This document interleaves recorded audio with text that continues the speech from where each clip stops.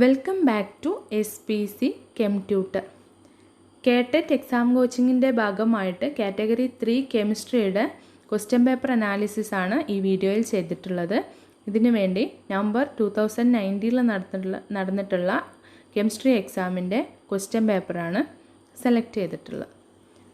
നമുക്ക് ക്വസ്റ്റ്യൻസിലേക്ക് പോകാം. First question, high boiling point of water can be attributed to Option A, intramolecular hydrogen bonding. Option B, intermolecular hydrogen bonding. Option C, London force. Option D, lattice arrangement. The correct answer is option B, intermolecular hydrogen bonding. The intermolecular hydrogen bonding between water molecule is a reason for high melting point and high boiling point of water. Water H2O, water എന്ന് പറയുമ്പോൾ H2O molecules ആണ്. ഇതിലുള്ള H2O മോളിക്യൂൾസിലെ 2 hydrogen ആറ്റവും ഒരു ഓക്സിജനും ഉണ്ട്, അറിയാലോ. അതിൽ ഈ 2 ഹൈഡ്രജൻ ആറ്റവും നെക്സ്റ്റ് വാട്ടർ മോളിക്യൂൾസിൻ്റെ ഓക്സിജനുമായിട്ട് ഇൻ്റർമോളിക്കുലർ ഹൈഡ്രജൻ ബോണ്ടിങ് ഇൻട്രാക്ഷൻ ഉണ്ടായിരിക്കും. അതുപോലെ ഈ സെയിം മോളിക്യൂളിൻ്റെ ഓക്സിജന് നെക്സ്റ്റ് 2 വാട്ടർ മോളിക്യൂൾസിൻ്റെ ഹൈഡ്രജനുമായിട്ടും ഇൻ്റർമോളിക്കുലർ ഹൈഡ്രജൻ ബോണ്ടിങ് ഉണ്ടായിരിക്കും. അപ്പോൾ ശരിക്കും ഒരു വാട്ടർ മോളിക്യൂൾ കൺസിഡർ ചെയ്യുന്ന സമയത്ത് അതിൽ 4 hydrogen bonding interactions possible ആണ്. So intermolecular hydrogen bonding is the reason for high boiling point and melting point of water molecules. This intermolecular hydrogen bonding interaction cause them to stick together and resist being pulled apart. Hence the correct answer is option B. Second question, the source of energy production in sun is Option A, nuclear fission. Option B, nuclear fusion. Option C, photosynthesis. Option D, electron capture. The correct answer is option B, nuclear fusion. Third question, though the number of electrons in gallium is greater than aluminium, the decrease in size of former may be due to Option A, poor screening effect. Option B, difference in electronegativity. Option C, difference in ionization energy. Option D, less number of shells. The correct answer is option A, poor screening effect. The atomic number of aluminium is 19. Electron configuration 1s2, 2s2, 2p6, 3s2, 3p1. And the atomic number of gallium is 31. Electronic configuration is 1s2, 2s2, 2p6, 3s2, 3p6, 3d10, 4s2, 4p1. The small size of gallium is due to poor shielding effect of d electron, which results in increase in nuclear charge. അപ്പോൾ അലുമിനിയവും ഗാലിയവും ഒരേ ഗ്രൂപ്പിലെ elements ആണ്. അപ്പോൾ ഗാലിയത്തിൻ്റെ size അലുമിനിയത്തിനേക്കാളും compare ചെയ്യുമ്പോൾ കുറവാണ് കാണുന്നത്. അതെന്താണെന്ന് വെച്ചിട്ടുണ്ടെങ്കിൽ ഡി ഇലക്ട്രോൺസിൻ്റെ ഇൻഫ്ലുവൻസ് ആണ്. ഗാലിയത്തിൽ ഡി ഇലക്ട്രോൺസ് വരുന്നുണ്ട്. ഈ ഡി ഇലക്ട്രോൺസ് ഡിഫ്യൂസ്ഡ് ഓർബിറ്റലിൽ ഉള്ളതുകൊണ്ട് അതിന് ഷീൽഡിങ് ഇഫക്റ്റ് കുറവായിരിക്കും. നമുക്കറിയാം ഇലക്ട്രോൺസ് ഒരു ആറ്റത്തിൽ കൂടുന്നതിനനുസരിച്ചിട്ട് അതിൻ്റെ ന്യൂക്ലിയർ ചാർജും കൂടും. അപ്പോൾ ഡി ഇലക്ട്രോൺസ് വരുന്ന കേസിൽ ആ ആറ്റത്തിൽ ഇലക്ട്രോൺസിൻ്റെ എണ്ണം കൂടുന്നുണ്ട്.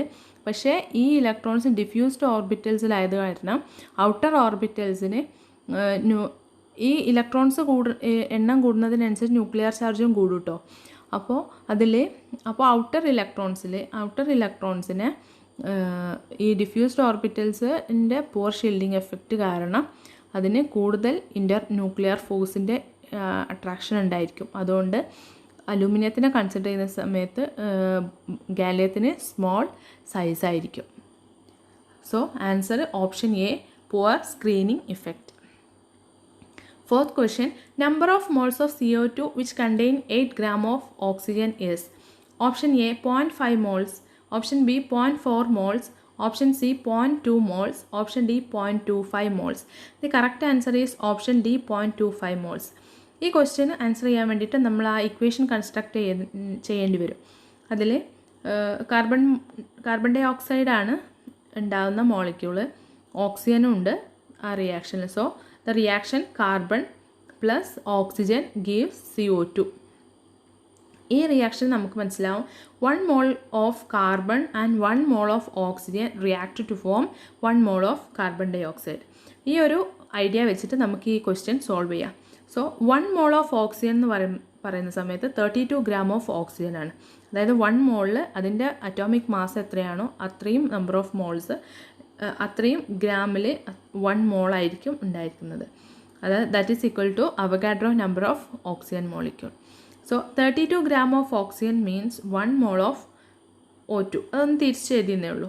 So 1 gram of O2 is equal to 1/32 mole of oxygen. 8 gram of oxygen is equal to 1/32 into 8 mole of oxygen.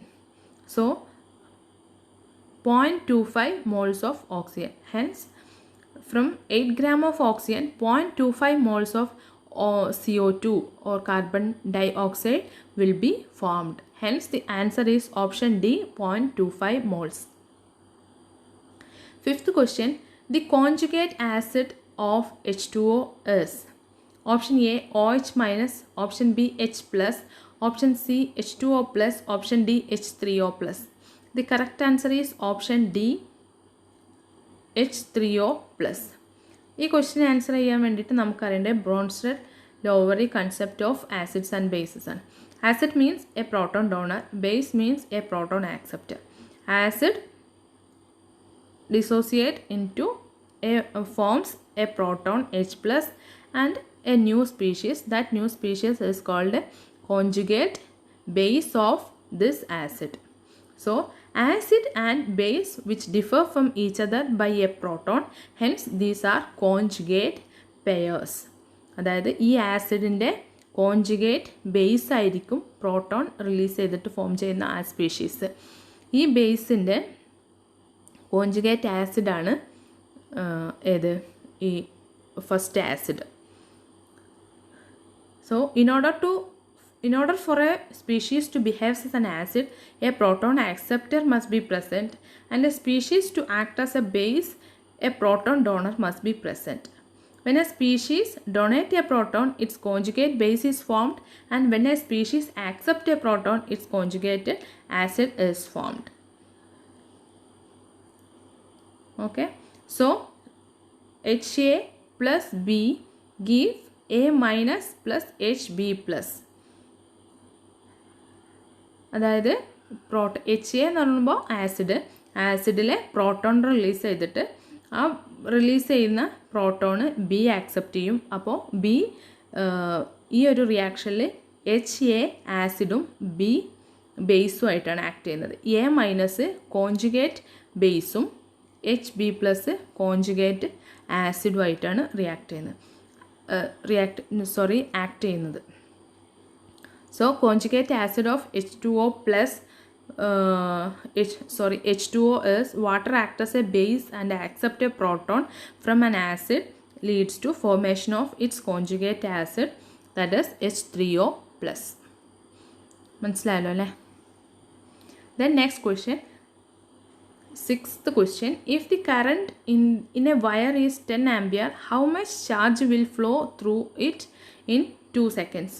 Option A 20 coulombs, option B 10 coulombs, option C 5 coulombs, option D 2 coulombs. The correct answer is option A 20 coulombs. From the question we know that current I is equal to 10 ampere, time T equal to 2 seconds, charge Q in coulomb is equal to I in ampere into T in second. On substituting the above values in this equation, we get 20 coulombs as answer. Hence the correct answer is option A 20 coulombs. Then seventh question, the technique used for the purification of seawater is option A diffusion, option B osmosis, option C reverse osmosis, and option D transfusion. The correct answer is option C reverse osmosis. First of all, what's a diffusion? Diffusion is the movement of a substance from an area of higher concentration to an area of low concentration. അതായത് high കോൺസെൻട്രേഷനിൽ നിന്ന് ഒരു substance law കോൺസെൻട്രേഷനിലേക്ക് move ചെയ്യുന്നു. So this happens in case of liquid and gases because of their particles move randomly from place to place in these two phases.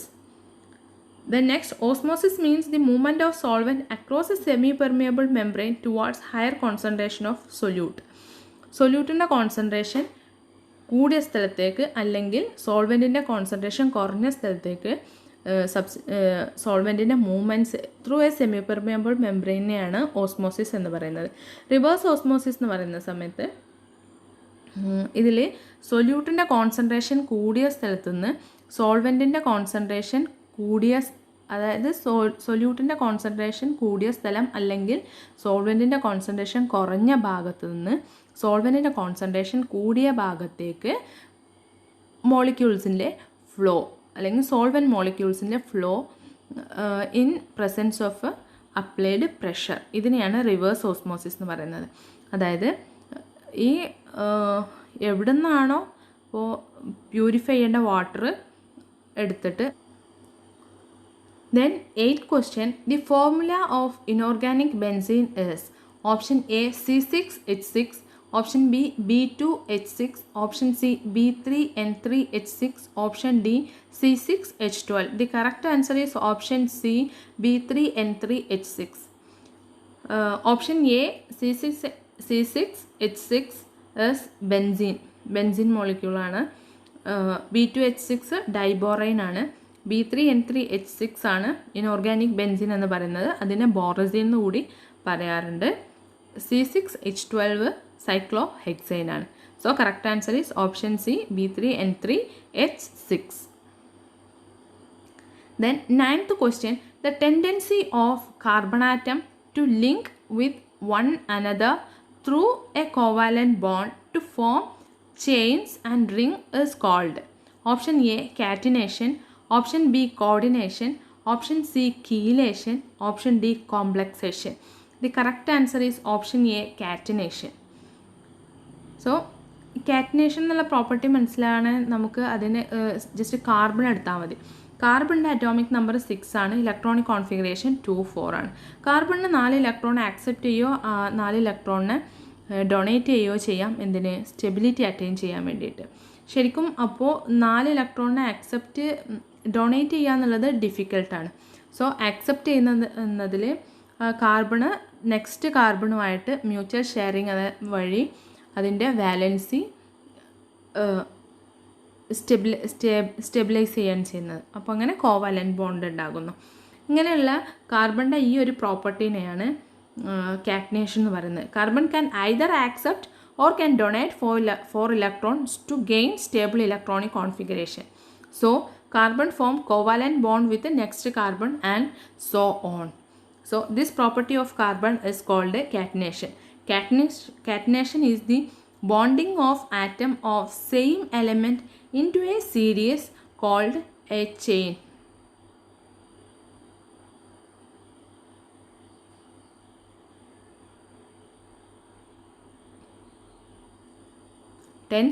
Tenth question, in the hydrogen spectrum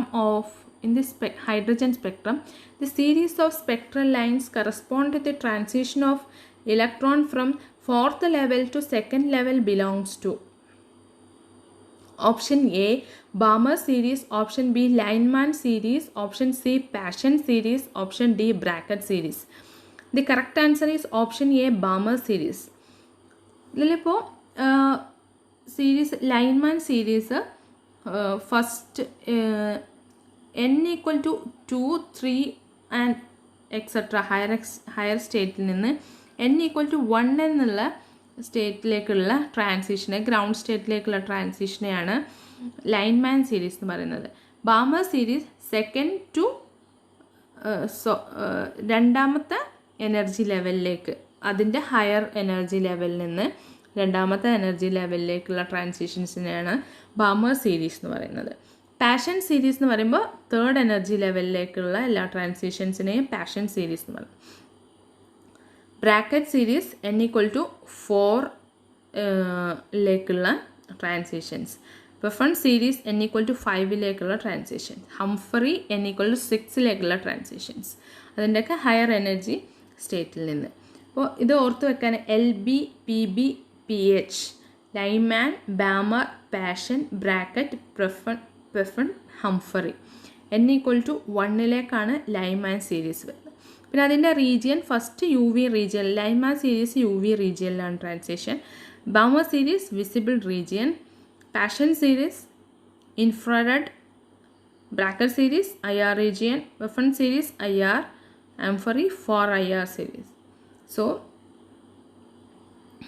only one transition that is in the visible region is the Balmer series. So first in the question, fourth level to second level lekkulla transition, fourth level and second level like, so that is Balmer series. Then 11th question, which of the following is a covalent halide? Option A BeCl2, option B MgCl2, option C BaCl2, option D CaCl2. The correct answer is option A BeCl2. ഈ question ചെയ്യാൻ വേണ്ടി നമുക്ക് അറിയേണ്ട കാര്യം Fajans റൂളാണ്. Fajans rule used to explain the partial covalent nature of ionic compounds. നമ്മൾ covalent കോമ്പൗണ്ട്സിനെയും കുറിച്ച് പഠിച്ചിട്ടുണ്ട്, അയണിക് കോമ്പൗണ്ട്സിനെയും കുറിച്ച് പഠിച്ചിട്ടുണ്ട്. പക്ഷേ ചില മോളിക്യൂൾസിൽ ചില അയണിക് കോമ്പൗണ്ട്സിന് സം കോവാലന്റ് നേച്ചർ ഉണ്ടാവും. ഈ കോവാലന്റ് ഹാലൈഡ്സ് ഈ ഒരു ക്വസ്റ്റ്യൻ എക്സ്പ്ലെയിൻ ചെയ്യാൻ വേണ്ടിയിട്ട് നമുക്ക് അറിയേണ്ടത്. അതിന് രണ്ട് ടേംസ് മെയിനായിട്ട് അറിയണം, പോളറൈസിങ് പവറും പോളറൈസബിലിറ്റിയും. പോളറൈസിങ് പവർ എന്ന് പറയുന്നത് the power of an ion to distort the electron cloud of an another. Polarizability means the tendency of an ion to get polarized by another ion. അതായത് ഒരു അയോണിൻ്റെ ഇലക്ട്രോൺ ക്ലൗഡിനെ distort ചെയ്യാൻ കഴിവുള്ള അയോൺസിനെയാണ് അയോൺസിൻ്റെ പവറിനെയാണ് polarising power എന്ന് പറയുന്നത്. ഈ ഒരു പോളറൈസേഷനെ എഫക്റ്റ് ചെയ്യുന്ന factors size of cation and anion ആണ്. Polarisation increased by small size of cation and large size of anions. Then next factor, high charge on the cation. കാറ്റയോണിൽ ചാർജ് കൂടുന്ന സമയത്ത് ആനയോണിൻ്റെ ഹൈ ഇലക്ട്രോൺ ക്ലൗഡിനെ ഡിസ്റ്റോർട്ട് ചെയ്യാനുള്ള tendency കൂടും. Size കുറയുമ്പോഴും അതുപോലെ തന്നെയാണ്. സൈസ് കുറയുമ്പോൾ കാറ്റയോണിൻ്റെ ചാർജ് ഇത് കൂടുതലായിരിക്കും. അതുകൊണ്ട് തന്നെ അത് ആനയോൺസിൻ്റെ ഹൈ ഇലക്ട്രോൺ ക്ലൗഡിനെ എന്ത് ചെയ്യും, അത് ഡിസ്റ്റോർട്ട് ചെയ്തിട്ട് ഈ ഒരു type bond covalent halides form ചെയ്യാണ്. പിന്നെ ഇലക്ട്രോണിക് കോൺഫിഗറേഷൻ ആണ് ഒന്ന്. 18 ഇലക്ട്രോൺ കോൺഫിഗറേഷനുള്ള cations having 80 electron configuration polarise anion to larger extent as compare to cation having 8 electron configuration. 80 electron കോൺഫിഗറേഷനുള്ളതിൽ ഡി ഇലക്ട്രോൺസും വരുന്നുണ്ട്. അപ്പോൾ ഡി ഇലക്ട്രോൺസിൻ്റെ കേസിൽ ഡിഫ്യൂഷൻ, ഇതിൻ്റെ ഡി ഇലക്ട്രോൺസ് ഡിഫ്യൂസിങ് ഓർബിറ്റൽസിലായതുകൊണ്ട് കാരണം ഇതിന് കൂടുതൽ ന്യൂക്ലിയർ ചാർജ് ഔട്ടർ ഇലക്ട്രോണിൽ വരികയും കൂടുതൽ അട്രാക്ഷൻ വരികയും കാറ്റയോണിൻ്റെ സൈസ് കുറയുകയും ചെയ്യുന്ന കാരണമാണ് 80 ഇലക്ട്രോൺ കോൺഫിഗറേഷന് കൂടുതൽ പോളറൈസിങ് പവർ ഉള്ളത്. So the correct answer is option A BeCl2. അപ്പോൾ ഈ തന്നിട്ടുള്ളത് ബെറിലിയം, മഗ്നീഷ്യം, ബേരിയം, കാൽഷ്യം. ഇതിൽ ഏറ്റവും സൈസ് കുറവുള്ളത് കാറ്റയോൺ. ഇതിൻ്റെയൊക്കെ എല്ലാം +2 കാറ്റയോൺസ് ആണ്. ബെറിലിയാണ് ഏറ്റവും സൈസ് കുറവുള്ള Be2+. അതുകൊണ്ട് അതിൻ്റെ ഹാലൈഡിനായിരിക്കും ഏറ്റവും കൂടുതൽ അതിനാണ് കോവാലന്റ് ഹാലൈഡ് ഫോം ചെയ്യാനുള്ള ടെൻഡൻസി കൂടുതൽ. കാരണം അതിൻ്റെ കാറ്റയോൺ സൈസ് കുറവായത് കാരണം. 12th question, the combination of two atoms by sharing a pair of electrons wherein the contribution is done by only one of the atom is called. Option A covalent bond, option B ionic bond, option C multiple bond, option D dative bond. The correct answer is option D dative bond. First of all, covalent bond is a chemical bond formed by equal sharing of electron from both the participating atoms. ഈ കൊടുത്തിരിക്കുന്ന ചിത്രത്തിൽ ഈ CH4 മോളിക്യൂൾസിൽ covalent bond എങ്ങനെയാണ് form ചെയ്യുന്നത്, അതിന് mutual share ആറ്റംസിൽ തമ്മിലുള്ള ഇലക്ട്രോൺസിൻ്റെ മ്യൂച്വൽ ഷെയറിങ് വഴി ഫോം ചെയ്യുന്ന ബോണ്ടിനെയാണ് കോവാലന്റ് ബോണ്ട് പറയുന്നത്. Shared electrons are called bonding pairs or shared pairs. Then second, ionic bond means is a chemical bond formed by complete transfer of electron between atoms. The electrostatic attraction between oppositely charged ions leads to ionic bond formation, more favored in atoms with a difference in electronegativity. So, ഈ ഒരു ഇത് explain ചെയ്യാൻ വേണ്ടി sodium chloride എടുക്കാം. സോഡിയത്തിൽ 281 ആണ് അതിൻ്റെ configuration, atomic number 11 ആണ്. Chlorine 17 ആണ്, അറ്റോമിക് നമ്പർ 287 ആണ്. സോ സോഡിയത്തിന് ഒരു ഇലക്ട്രോണിനെ റിലീസ് ചെയ്താൽ അത് ഒക്ടറ്റ് കംപ്ലീറ്റ് ചെയ്യാൻ പറ്റും. ക്ലോറിന് ഒരു ഇലക്ട്രോൺ കിട്ടിയാൽ അതിന് സ്റ്റേബിൾ ഇലക്ട്രോൺ കോൺഫിഗറേഷൻ ആകാൻ കഴിയും. അതുകൊണ്ട് തന്നെ ക്ലോറിൻ എന്നുള്ള ഇലക്ട്രോണിനെ ആക്സെപ്റ്റ് ചെയ്യുന്നു. ഇങ്ങനെയാണ്. അപ്പോൾ അതിൽ സോഡിയത്തിന് പോസിറ്റീവ് ചാർജും ക്ലോറിന് നെഗറ്റീവ് ചാർജും ഫോം ചെയ്യും. ഈ പോസിറ്റീവ് ചാർജ് നെഗറ്റീവ് ചാർജുള്ള സ്പീഷീസും തമ്മിലുള്ള ഇലക്ട്രോസ്റ്റാറ്റിക് ഇൻട്രാക്ഷൻ വഴി അട്രാക്ഷൻ വഴി ഫോം ചെയ്യുന്ന ബോൺസിനെയാണ് അയണിക് ബോൺസ് എന്ന് പറയുന്നത്. Multiple bonds is a chemical bond where two or more electron pairs are shared between two atoms. Double bond, triple bond are multiple bonds. In a double bond, 4 bonding electrons participate in a bonding formation, and in triple bond 6 bonding electrons are participate for bond formation. Then dative bond is a covalent bond between two atoms where one of the atom provide both electron that forms a bond, also called dipolar bond or coordinate bond.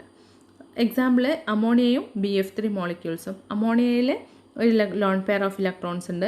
Ammonia stable കോമ്പൗണ്ടാണ്. BF3 electron deficient ആയിട്ടുള്ള compound. 2 ഇലക്ട്രോൺസും കൂടി കിട്ടിയാലേ അതിന് stable electron configuration ആവാൻ കഴിയുള്ളൂ.